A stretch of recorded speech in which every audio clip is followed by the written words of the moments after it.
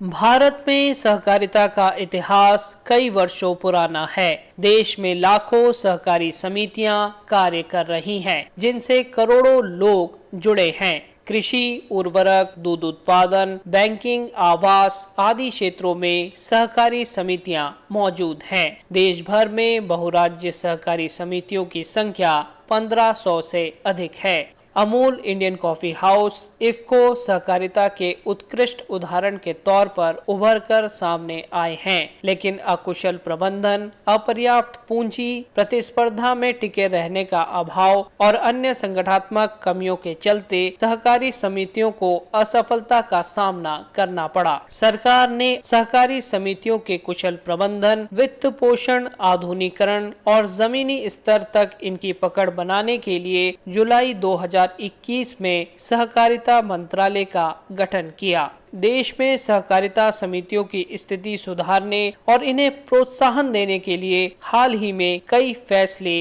लिए गए हैं, जिन पर कैबिनेट ने अपनी मोहर लगाई है। बहुराज्य सहकारी समिति अधिनियम 2002 के अंतर्गत 3 राष्ट्रीय सहकारी समितियों की स्थापना की जाएगी। केंद्रीय मंत्रिमंडल ने राष्ट्रीय स्तर की बहुराज्य सहकारी निर्यात समिति की स्थापना को स्वीकृति दी है। इस निर्णय से सहकारी समितियों के समावेशी विकास मॉडल के माध्यम से सहकार से समृद्धि के लक्ष्य प्राप्त करने में सहायता मिलेगी। बहुराज्य सहकारी निर्यात समिति से वैश्विक बाजार में भारतीय सहकारी समितियों की निर्यात क्षमता में वृद्धि होगी। मंत्रिमंडल ने राष्ट्रीय स्तर की बहुराज्य सहकारी जैविक समिति की स्थापना के प्रस्ताव को भी अपनी स्वीकृति प्रदान की है। यह जैविक उत्पादों के एकत्रीकरण, खरीद, ब्रांडिंग और विपणन के लिए एक संगठन के रूप में कार्य करेगी। यह समिति घरेलू और वैश्विक बाजार में जैविक उत्पादों की मांग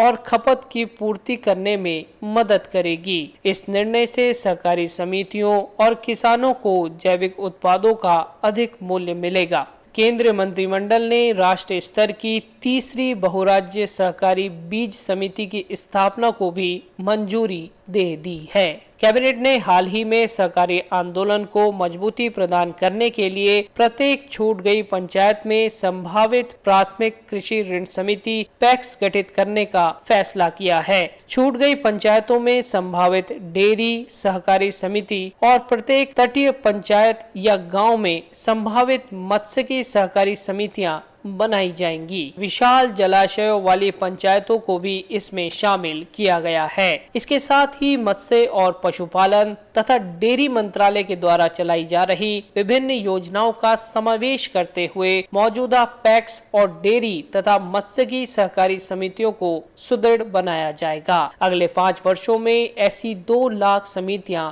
गठित की जाएंगी। गृह एवं सहकारिता मंत्री की अध्यक्षता में एक उच्च स्तरीय अंतर मंत्रालय समिति का गठन भी किया गया है। इस समिति को पैक्स की योजनाओं के दिशा निर्देशों में संशोधन करने और इसके क्रियान्वयन को सुचारू रूप से चलाने के लिए शक्तियां प्रदान की गई हैं। समिति में कृषि मंत्री, मत्स्यिकी मंत्री, पशुपालन तथा डेयरी मंत्री, इन मंत्रालयों के सचिव, नाबार्ड तथा राष्ट्रीय डेयरी विकास बोर्ड के अध्यक्ष और राष्ट्रीय मत्स्यिकी विकास बोर्ड के मुख्य कार्यकारी अधिकारी सदस्य के तौर पर शामिल हैं। राष्ट्रीय, राज्य और जिला स्तर पर भी कार्य योजना के प्रभावी संचालन के लिए समितियां गठित की गई हैं। नाबार्ड, राष्ट्रीय डेयरी विकास बोर्ड और राष्ट्रीय मत्स्यिकी विकास बोर्ड द्वारा इसके लिए कार्य योजना तैयार की जाएगी। प्रधानमंत्री मत्स्य संपदा योजना को भी इसमें शामिल किया जाएगा। ऐसी समिति जिनका पुनरुत्थान नहीं किया जा सकता, उनकी पहचान कर इन्हें बंद किया जाएगा